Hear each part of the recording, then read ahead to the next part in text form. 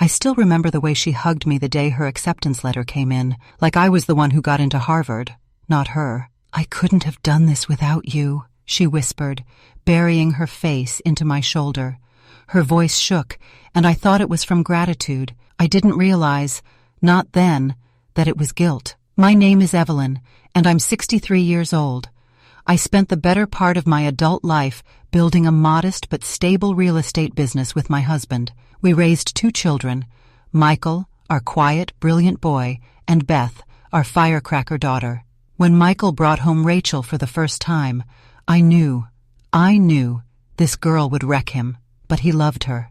Lord, how he loved her. So I smiled, welcomed her in, and slowly handed over pieces of myself to build the life she said she dreamed of. I didn't realize how expensive that dream would become. Rachel wanted to be a lawyer. Not just any lawyer. A public defender, she said. "I want to fight for people who never had someone in their corner." That was her line. She said it the first time we had dinner together. Her eyes filled with tears when she talked about growing up poor, about her father leaving when she was 9, about how she promised herself she'd make something of her life. I admired that, or maybe I was just foolish enough to believe her. She couldn't afford law school. Her mother worked nights at a nursing home. Her stepfather drank away anything extra. Michael was working at a nonprofit making $38,000 a year. And I had savings. I remember sitting at my kitchen table with a spreadsheet open. Tuition, housing, books, 3 years at Harvard Law. She'd gotten partial aid, but it still came to $18,400 per semester, not including living expenses. Times 6 semesters. That was $110,400. Add in housing at $1,600 per month in Cambridge for 36 months. That's another $57,600. Books, fees, transportation, tack on $10,000 more. Grand total, $178,000. It was everything I had in the dream fund. I'd saved that money for something special, maybe a lake house, or early retirement, or just peace of mind in my old age. But she called me her second mom. She cried in my arms, and Michael said, "She'll pay it forward. She just needs a chance." So I wired the money, semester after semester, quietly, without contracts, without interest, just love, just trust. The first real crack came during the second year. Rachel stopped calling. She used to FaceTime every weekend, show me her outlines, ask for advice on how to manage time, even rant about difficult professors, but suddenly it was always too busy. Then there was the Thanksgiving. She didn't come home. She said she had a study group, something she had to attend. But when I scrolled through Instagram that weekend, yes, I have an account, 63 doesn't mean dead, there she was in Vermont, clinking wine glasses with 3 classmates. One of them was a man, mid-40s, salt and pepper beard, too old to be a student, too familiar. "Who's that?" I asked Michael gently, when he stopped by that Sunday. "Oh, that's Professor Latham," he said, completely unfazed. "He teaches constitutional law." "She says he's a genius." I nodded, bit my tongue. Let it go. You learn to let things go as a mother. You learn to carry the uneasiness alone. The real punch in the gut came 2 months after graduation. We threw her a party. I paid for everything, of course. Decorations, catering, a custom cake that said, "Congratulations, counselor," in blue fondant letters. My husband gave a toast. Michael cried. Rachel smiled and checked her phone.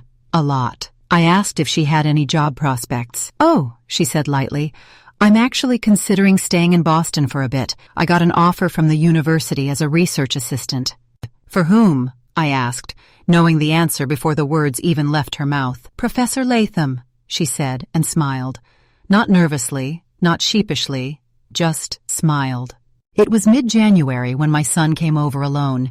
I could tell by the way he walked through the door that something was wrong. He collapsed on the couch, took off his glasses, and rubbed his eyes. Then he told me. "She's leaving me," he said.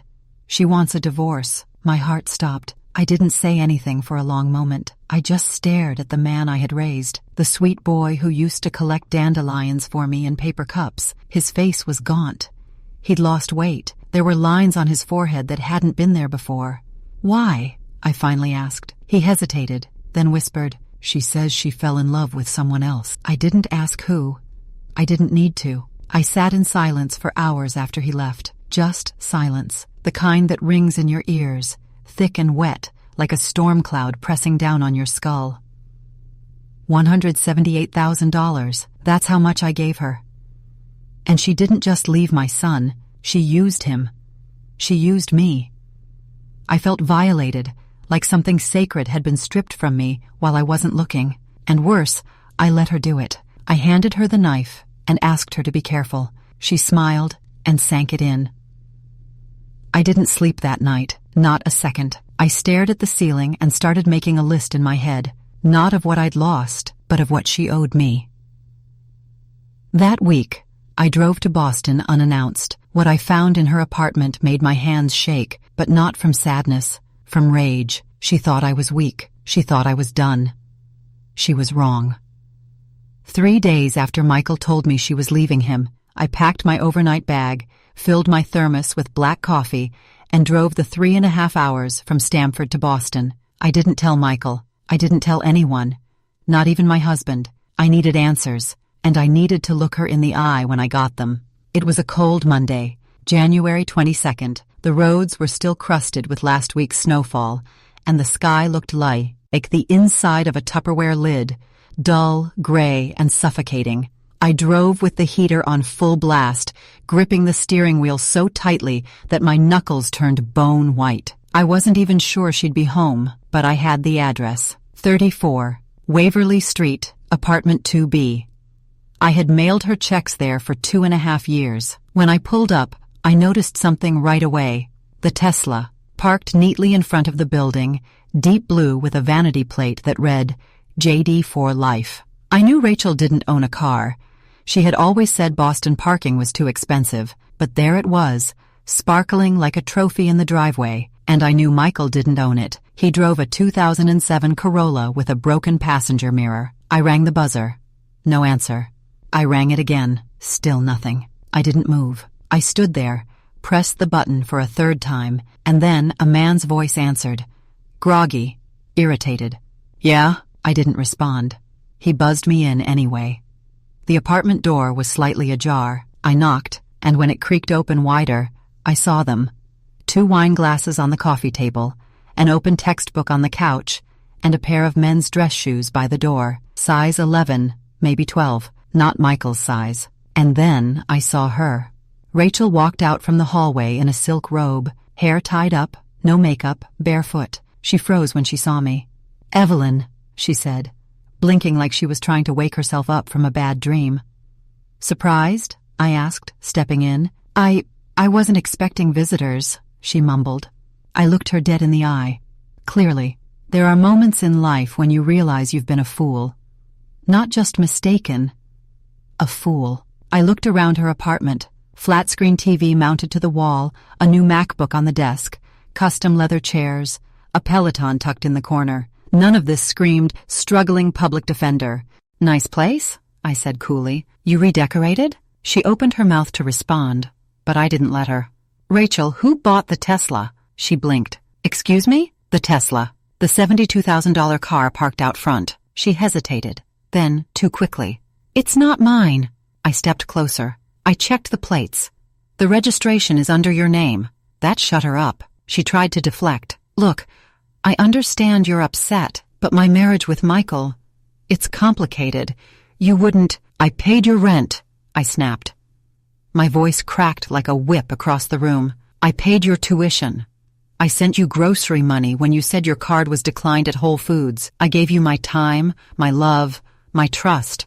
And now you're standing here, in a silk robe, in an apartment I practically funded, telling me it's complicated? She flinched. Good. Then I saw it. A photo frame on the shelf. Her and him, Professor Latham. His arm around her waist, both of them smiling with champagne in hand. Caption in the corner. To new beginnings. December 28th. December 28th. That was before she told Michael she wanted the divorce, while they were still together. The timeline hit me like a truck. I felt it in my throat first. a burning tightness, then behind my eyes. I turned to her slowly. "Are you sleeping with your professor?" She crossed her arms. "That's none of your business." I laughed, not because it was funny, because it was pathetic. "Rachel, I bought your business." There was a silence then, a thick, venomous silence. She tried to look indignant, but she couldn't meet my eyes. That's when I realized something. She wasn't ashamed. She was proud of what she'd done, proud of how cleanly she thought she'd pulled it off. "I want the money back," I said, low and even. "All of it." She scoffed. "You didn't loan it to me, Evelyn. You gifted it. You never asked for a contract." Stared at her. My heart didn't beat. My lungs didn't move. I just stared. And then I smiled. It was a slow smile. Not kind, not warm. The kind of smile a woman wears when she's past grief, when rage has simmered down to clarity. "You're right," I said. "No contract, but that doesn't mean you're not going to pay." She narrowed her eyes. "Is that a threat?" "No," I said, walking to the door. "It's a promise." I sat in my car outside her building for 23 minutes, just breathing, counting backwards from 100 over and over until my hands stopped shaking. She thought this was over. She thought I was some retired housewife she could finesse. She thought I would walk away quietly, humiliated and heartbroken. But what she doesn't know, what none of them know, is that I have every receipt, every bank transfer, every tuition deposit, every email, every note she wrote in my birthday cards thanking me for believing in her future. And more importantly, I know people. Back home, I opened a fresh folder on my laptop and labeled it Rachel Payback, Phase 1. I started gathering documents, cross-referencing emails, contacting friends from my old days in property law, quiet people who owe me favors. Rachel might have passed the bar, but I know how to bury someone in paperwork, and I know how to ruin a professional reputation with nothing but the truth and the right audience. You don't spend 40 years running real estate deals and tax litigation without learning how to make someone's life very, very complicated, especially if they think they're smarter than you. I found something in her student records that wasn't just unethical. It was illegal. She thought Harvard would protect her. She forgot who paid the bills and who still had access. There's a certain silence in my home office I've come to love, a heavy, knowing silence, the kind that settles in when you're planning something that can't be undone. It was January 24th when I began the real digging, the day after I got back from Boston. I poured myself a cup of chamomile tea, sat at my desk, and logged into the online portal where I'd made every tuition payment for Rachel. You see, when you're the financial guarantor, the one footing the $178,000 bill, you get access to some things. Not everything, but enough. I scrolled through Rachel's payment history, clicked on course enrollments, and there it was, plain as day. Spring semester, independent research project, supervisor, Professor Daniel Latham. My stomach flipped. That meant they weren't just romantically involved, they were academically entangled. And that was something, because Harvard has rules, strict ones. I called an old friend of mine, Diane Marston. She used to be the registrar's compliance officer at Yale Law before she retired. We go back 20 years. Hypothetically, I asked, what would happen if a student engaged in a personal relationship with the faculty member supervising their independent research? There was a pause. Then Diane said, "That's grounds for an investigation, and if it's undisclosed, could void the entire credit, possibly their degree." I didn't react, just nodded, though she couldn't see me. What if there were records? If you've got email exchanges, financial transactions, or even suggestive communications during the same term, that's more than enough to file a formal complaint. I thanked her, hung up, then just sat there for a minute, staring at the blue glow of the screen. A cold satisfaction spread through me. Not joy, not revenge, justice. I spent the next 2 days combing through every bit of correspondence I had with Rachel. I found 6 handwritten thank you notes referencing Professor Latham. One even said, "He really sees my potential, not just academically, but personally." I scanned them all. Ted them. Then I did something I'd been dreading. I called Michael. He sounded tired, like he hadn't slept in weeks. "Mom," he said, confused. "Is everything okay?" "No," I replied honestly. but I'm going to make it okay. I didn't tell him everything. Just asked for one favor. Do you still have Rachel's student login? You said once she let you help upload her resumes during finals. He hesitated. Yes, but why? Don't ask. I cut him off gently. Just send me anything you can access. That night, I received an email from Michael with 2 attachments. The first was a folder full of academic schedules, drafts of her research project, and her email correspondence with faculty, including Professor Latham. The second was a resignation letter, half-written, unsent, from Michael, addressed to his job. I feel like a failure, he'd written. I can't even hold my marriage together. I'm not sure who I am anymore. I didn't cry. I couldn't afford to cry. I just whispered, she will pay for this. The next morning, I filed the complaint, formal ethics concern, addressed to the Harvard Law School Office of Student Academic Integrity. I used my full name. I attached a PDF titled Evidence of Undisclosed Student-Faculty Relationship, Rachel Myers, Professor Daniel Latham. From pages long. Included tuition payment records showing financial dependency, Rachel's handwritten cards referencing Latham's personal support, screenshots of calendar entries marked Dinner Walter D., dated before Michael and Rachel's separation, emails from her school account to Latham with subject lines like, "Last night was intense. I think I finally understand the assignment." I made no accusations. I simply submitted the evidence and requested a review. Then I waited. Meanwhile, I began part 2 of my plan. Rachel was still an intern at the university, technically a postgraduate research fellow. These positions are temporary, renewable every 6 months. I dug through the university's directory and found the name of her program administrator, Tina K. Wilborn, M.Ed. I called her, left a polite voicemail identifying myself as Rachel Myers' sponsor, and requested a call back about her status. Tina called back the next day. "Hi, Evelyn. I saw you're listed on Rachel's original enrollment documents. How can I help?" I spoke plainly. "I need to inform you that Rachel is under investigation for an ethics violation involving Professor Latham. A formal complaint has been submitted. I thought you should know, before renewal decisions are made." There was a long silence. Then Tina said, "Thank you. That's significant information." And I could hear it. The shift, the rustle of files being mentally reshuffled. Rachel wasn't just a rising star anymore. She was a liability. By the end of the week, I received confirmation from Harvard. "We are conducting a preliminary review of the allegations regarding Ms. Rachel Myers and Professor Latham.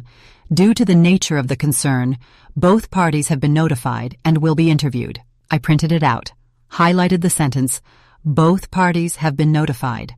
Let her sweat.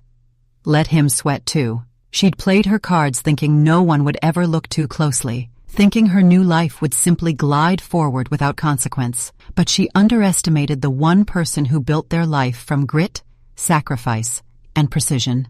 Me. 2 days later, my phone rang. It was her. "Evelyn, what the hell did you do?" Her voice was shaking, tight with fury. "Oh, Rachel," I said sweetly. "You called. I wasn't sure you still had my number. Since you only use it when you need money. You filed a report with Harvard. Do you understand what that could do to me?" "I do," I said. "That's why I did it." "You're insane." I laughed. "No, darling. I'm just finally seeing things clear." "It's early." She was silent. Then, "I'll sue you for defamation." "You're welcome to try," I replied. "I'll counterclaim for fraud and abuse of fiduciary trust. I have more documentation than you do degrees. Would you like to see the receipts?" Click. She hung up. That night, I had dinner with Michael. Just the 2 of us. He was quieter than usual, but something about his eyes seemed lighter, like the fog was starting to lift. "I think I'm going to move out," he said. "Find my own place. Start over." I smiled. "I think that's a good idea." He paused. "Mom, whatever you're doing, I don't want to know. Just be careful." I reached over, squeezed his hand. "I'm always careful," I said. But the truth was, I wasn't done. Not yet. Because while Rachel was busy trying to secure her future, I had discovered something else buried in the academic files, a plagiarized paragraph in her final research submission. And I knew exactly where she stole it from. I tracked down the student whose work Rachel copied, and she was more than willing to help me, especially once I told her who Rachel had stolen from and how much she gained. Plagiarism is one of those things most people think only matters in school. A bad grade, maybe an academic warning, slap on the wrist, then you move on. But in law, plagiarism is poison. It calls your entire judgment into question, your ethics, your ability to practice, especially when it's buried in a final submission, the kind that gets published to the university's internal archive. Rachel had submitted a 48-page independent research paper titled The Fragile Balance of Judicial Power and Constitutional Interpretation in Modern America. It sounded important, dense, the kind of title that makes older white men in bow ties nod sagely at conferences. But in the middle of page 37, there was a paragraph that stopped me cold. I recognize it. Stat. Not because I'd seen it before in her work, but because it was a word-for-word copy of a presentation I had heard 2 years ago from a young woman named Anjali Mehra. Anjali had interned at my firm one summer before law school, sharp as a blade. She gave a talk during a team lunch about judicial overreach and included a section about Kaiser versus Wilkie. Her phrasing stuck with me, especially the line, "Ambiguity is not a defect in law. It is a feature deliberately designed to expose the human hand behind the bench." Rachel had used that exact sentence, verbatim. I still had Anjali's contact info. She'd since graduated from Columbia Law and was clerking for a federal judge in D.C. I emailed her with a subject line she wouldn't ignore. Urgent, possible use of your work without permission. She called me that evening. "Hi, Mrs. Rhodes. This is Anjali. I got your message. Is someone really using my Kaiser analysis?" "Yes," I said carefully. "A Harvard Law graduate named Rachel Myers. She submitted it as part of her final research project. It appears to be uncredited, and I believe she is under internal review already." Anjali didn't even hesitate. "Would you like a signed affidavit?" God bless that girl. 2 days later, I had the document in hand, signed, scanned, and notarized.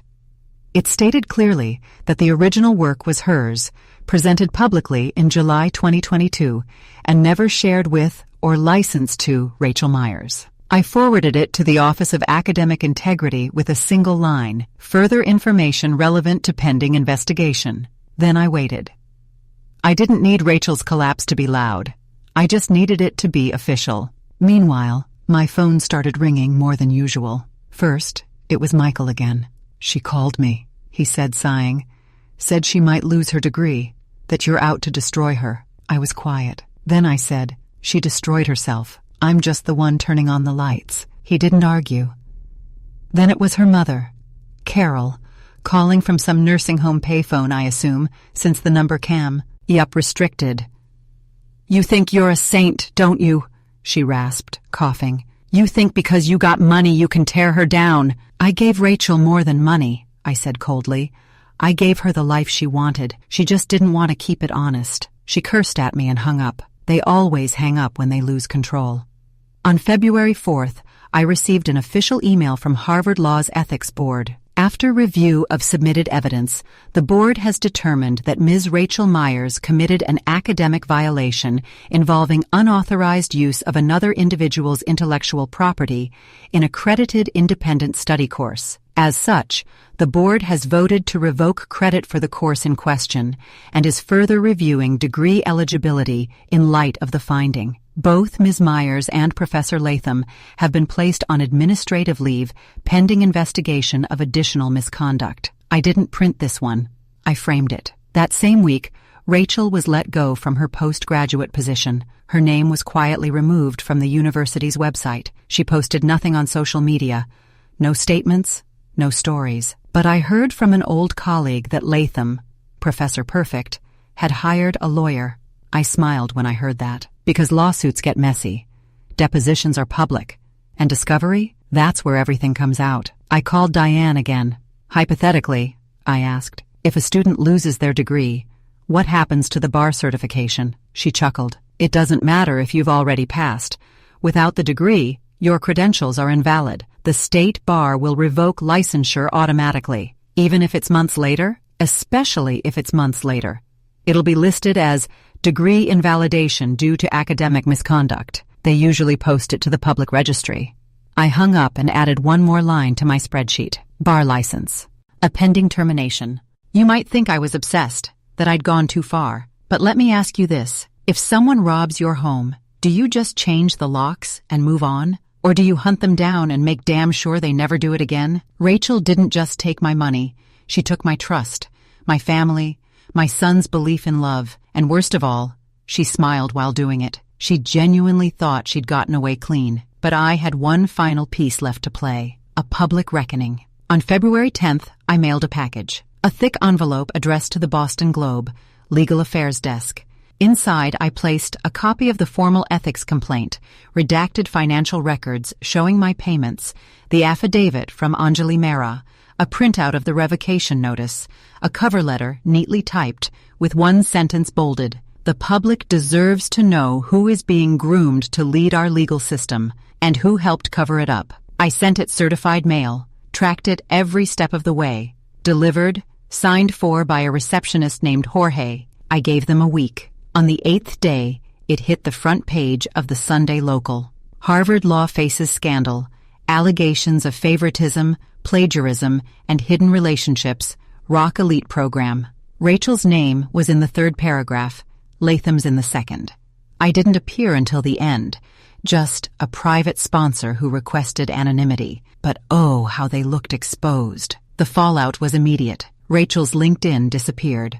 Her website went dark. Her JD for Life license plate was spotted sitting dusty in a tow lot in Roxbury, posted on Reddit by some smug pre-law student. And as for Latham, rumor had it, he resigned quietly.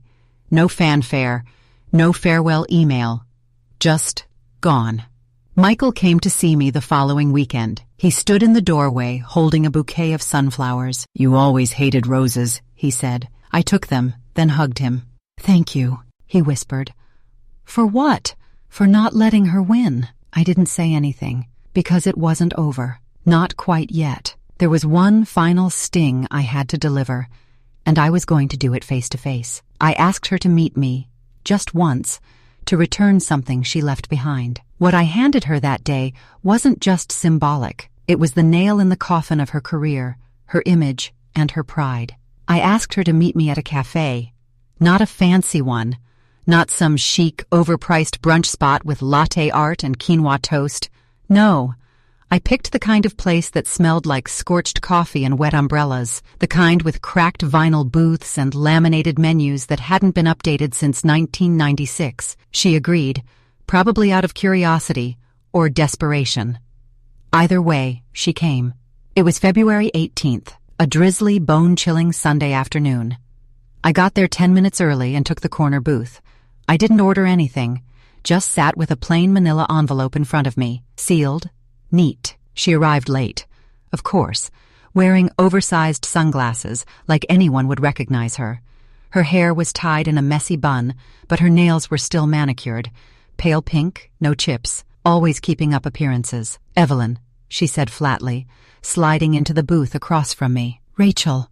She looked thinner than I remembered, hollowed out, but the arrogance was still there, flickering behind her tired eyes like a dying candle that refused to go out. "What do you want?" I pushed the envelope across the table. She glanced at it, then looked up. "What is this? Another threat?" "No," I said. "It's the bill." She didn't move.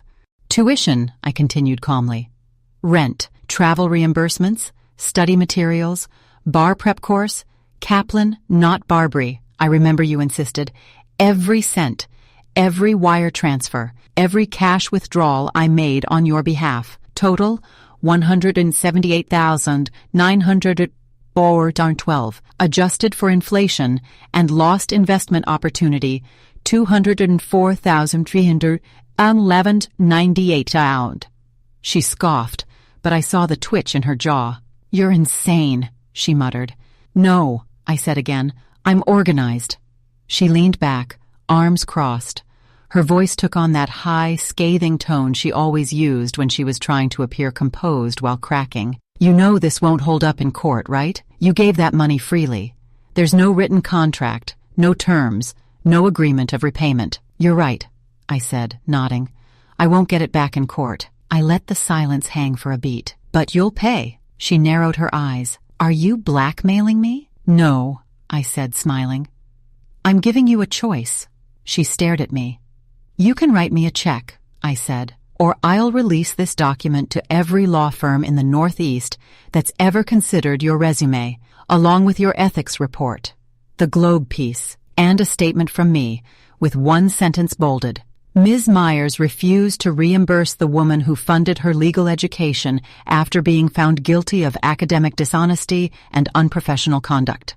Her mouth opened, but no words came out.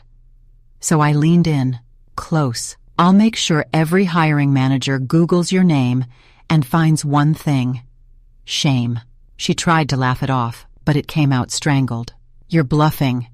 I pulled out a copy of the contact sheet I'd already prepared. Northeast Law Recruitment Consortium, firms from Boston, New York, Philly, D.C., 43 in total. I'd already mailed 12, handwritten notes included. Rachel stared at the list, her lips trembling slightly. And then, finally, the mask slipped. Her voice broke. You're ruining my life. No, I said quietly. You ruined it. I'm just making sure the lights stay on while it crumbles. We sat there in silence for a full minute. Then I stood up, took my coat, and before I walked away, I said one last thing. I spent 30 years building a name people trust. I raised a good man. I gave you everything I had because I thought you were family. I looked her dead in the eyes. But you were just a project, and now you're an expensive mistake. Then I left. I never heard from her again. A few weeks later, Michael told me he'd heard she moved to Seattle. Rumor was she was working as a paralegal under a different name. No license, no prestige, just a paper pusher in a city where no one knew who she used to be. I didn't care where she went because she would carry me with her forever. Every job she didn't get, every bar she couldn't pass, every glance from someone who thought they recognized her name from that article. And the weight of that envelope. As for me, I reopened my firm. Part-time, just to stay sharp. I've even started mentoring again. Young women from low-income backgrounds who actually want to make a difference. Michael's doing better. He's dating someone now. Quiet girl. Teaches middle school science. He smiles more. Sometimes we still talk about Rachel, but less often, less bitter, just like a bad storm that finally passed. And the sun, crawling back in,